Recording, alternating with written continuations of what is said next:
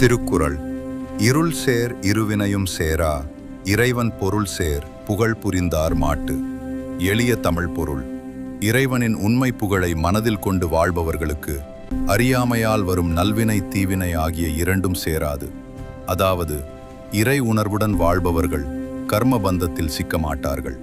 திருக்குறள் கதை. ஒரு கிராமத்தில் ராமு என்ற விவசாயி இருந்தான். அவன் தினமும் வயலில் உழைத்து இது நான் செய்கிறேன் என்று நினைக்காமல் இறைவன் அருளால் தான் நடக்கிறது என்று எண்ணினான். ஒரு நாள் பெரிய வெள்ளம் வந்தது. பலரின் பயிர்கள் சேதமானது. ராமுவின் வயலும் பாதிக்கப்பட்டது. ஆனால் அவன் சோர்ந்து போகவில்லை. அவன் சொன்னான், இது கூட இறைவன் செயல், நான் என் கடமையை செய்கிறேன். அவன் மீண்டும் உழைத்தான். அவன் மனம் அமைதியாக இருந்தது. அவனுக்கு துன்பம் மனதை ஆளவில்லை.